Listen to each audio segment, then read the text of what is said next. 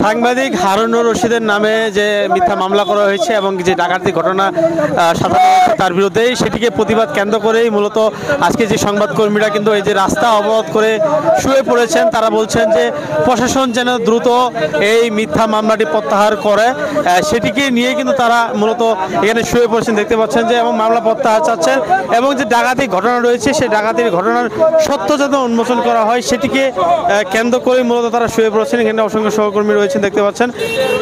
প্রায় 2 ঘন্টা ধরে বাইরে চৌরাস্তায় মানববন্ধন রয়েছে এবং মানববন্ধন শেষে কিন্তু তারা এই শুয়ে পড়েছেন যে আসলে প্রশাসন যেন এই সত্যটি উদ্ঘাটন করে এবং কি সাংবাদিক যদি জড়িত থাকে তাহলে তার বিরুদ্ধে যে মামলাটি হবে সেটা ঠিক আছে, কিন্তু তদন্ত ছাড়াই যে মামলাটি নেওয়া হয়েছে সেটির প্রতিবাদকে কেন্দ্র করে মূলত জেলার সাংবাদিকরা এবং সাংস্কৃতিক কর্মীরা আজকে মানববন্ধন করেছে।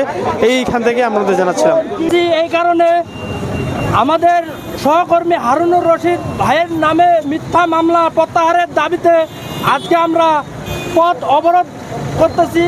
পথ অবরোধ অনশনে আমরা বালিয়াডাঙ্গি থানার অফিসার ইনচার্জ মিথ্যা মামলার রেকর্ড করলো কেন, এই প্রতিবাদে আমরা রাস্তায় অনশন করতেছি। আমরা একটু আওয়াল ভাইয়ের কাছ থেকে একটু শুনতে চাইবো যে আওয়াল ভাই একটু কি বলতে চাচ্ছেন। আসলে আমরা জানতে চাই যে এই কি চান মূলত। আমরা মূলত হারুন ভাইয়ের যে মিথ্যা মামলা করছে এই মামলাটা ভুল। আসলে হারুন ভাই কোনো ডাকাত না। আমরা থানাত বলতে চাই ওনারা মামলাটা অতি শীঘ্রই প্রত্যাহার করুন, সেই দাবিতে আমরা রাস্তা অবরোধ করছি।